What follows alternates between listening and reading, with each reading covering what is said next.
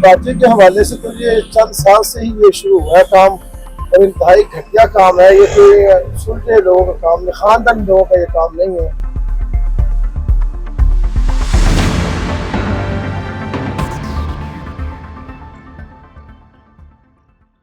जश्न आज़ादी मुबारक, ये आज से कुछ साल पहले तक जश्न आज़ादी मुबारक जब नाम हम सुनते थे तो लोग जो है वो इस हवाले से बहुत ज़्यादा जश्न के हवाले से चीज़ें प्रिपेयर करते थे। अपने सीने के ऊपर जो पाकिस्तान के सबज हलाली परचम के बैजेस लगाते थे, अपने घरों को पाकिस्तान के झंडों से सजाते थे।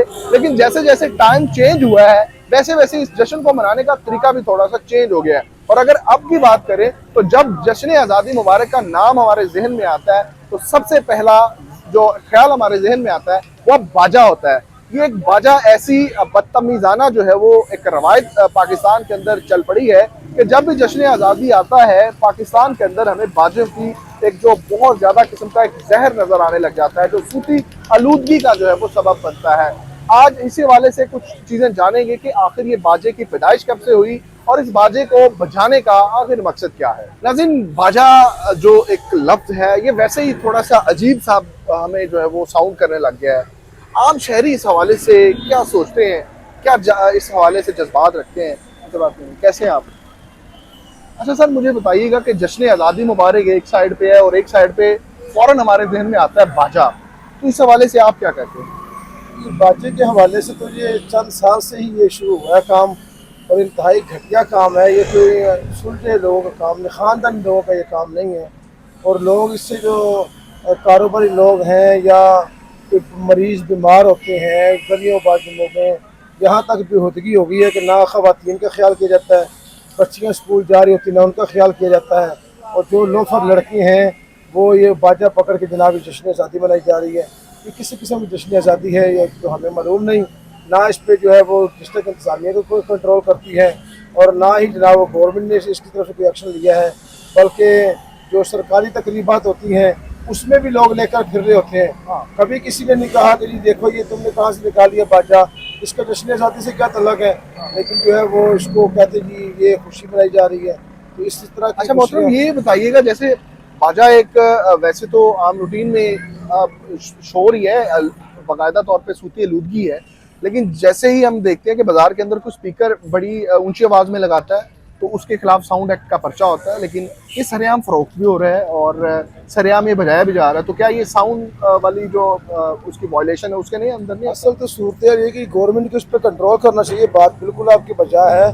असल जो प्रॉब्लम मेन ये है कि जिस तरह ये आतिशबाजी का है, जो लोग आतिशबाजी बेचते हैं उनको पकड़ते हैं, जो लोग आतिशबाजी बनाते हैं उनको नहीं पकड़ते। इसी तरह जो पतंगबाजी करते हैं उनको पकड़ा जाता है, ये हमारे पाकिस्तान की रवायत है।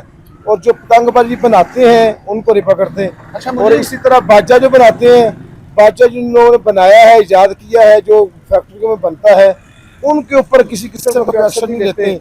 और जो है वो बल्कि उनसे क्या एक्शन लेना है, जो चला रहे हैं वो बना रहे हैं, ये सारे का सारा ये बेहूदगी है और ये फजूलियात है। क्या कहना चाहेंगे डिस्ट्रिक्ट इंतजामिया या गवर्नमेंट से? जी मैंने पहले अर्ज किया कि इसको पूरा एक्शन लेना चाहिए कि अगर कोई जलसा जुलूस हो, कि कोई महफिल हो तो वहाँ पर बाकायदा मंजूरी ली जाती है। कोई गरीब आदमी जो है वो रेडी पर अपना रोज़गार कमा रहा होता है तो उसके लिए जी वो स्पीकर लगाया तुम्हारे खिलाफ फैक्ट्री जो है वो पर्चा काटा जाएगा। अब ये जगह जगह पर जो है वो गली पूछे बाज़ारों में जो है वो नौजवान समझदार जो फिर रहे होते हैं, कोई किसी किस्म के इस पर कोई एक्शन नहीं लेता। डिस्ट्रिक्ट इंतजामिया को और बिलखसूस हुकूमत पंजाब को एक्शन जो है वो इसका पूरा एक्शन लेना चाहिए। नाज़रीन, इस वक्त हमारे साथ एक दुकानदार मौजूद है जो शायद ये हर सीज़न के ऊपर जो है वो कुछ साल के बाद जो है वो ये सारा सामान लगाते हैं। तो एक तरफ तो ये सारी चीज़ें हैं बाजे के हवाले से, दूसरी जानिब इनसे देखते हैं, बात करते हैं कि रोज़गार के हवाले से बाजा इनको किस तरह से सपोर्ट करता है। कैसे हैं आप? शुक्र अल्लाह। अच्छा, एक साइड पे तो बच्चे जो है बाजा बजा के अपनी खुशी का इजहार करते हैं एक डिफरेंट तरीके से। आपके लिए कितना फ़ायदेमंद होता है बाजा जो है वो एज अ रोज़गार, क्योंकि साल के बाद स्टॉल लगना होता है? बस ये ऐसा है कि कुछ बच्चे लेते हैं कुछ नहीं लेते हैं, इतना कोई ज़्यादा इतना इशू नहीं है इसमें, कोई इतना मेरा ख्याल इसका साइज अगर थोड़ा सा मुनासिब कर दिया जाए तो फिर इसमें कोई नहीं है। हाँ बिल्कुल ठीक है, ये नॉर्मल साइज नहीं है, छोटे छोटे बाजे हैं, कोई इतना खतरा भी नहीं है। बचपन में हम भी सीटियां मारते हैं, बच्चे सीटी चलाते रहे, हाँ जी। कोई ऐसा मसला नहीं है। तो ये जो अभी बाजा जो है इसके खिलाफ जो है बहुत ज्यादा हम देख रहे हैं कि कैंपेन चल रही है, लोग बड़े सवाल उठा रहे हैं कि बाजा शायद बेचने वाले ही गलत है। तो उस हवाले से आप क्या कहते हैं? बेचने वाले तो खैर उनका तो अपना एक माइंड है ना, जैसा भी माइंड है, लेकिन इतना कोई इसका मसला तो नहीं है इसमें। कोई अगर हुकूमत चाहेगी तो चला लेंगे, हुकूमत नहीं चाहेगी तो नहीं चलाएंगे। हुकूमत पाबंदी लगा देगी तो आप नहीं बेचेंगे? हाँ बिल्कुल नहीं बेचेंगे, हमें तो कोई इतना फायदा या नुकसान नहीं है।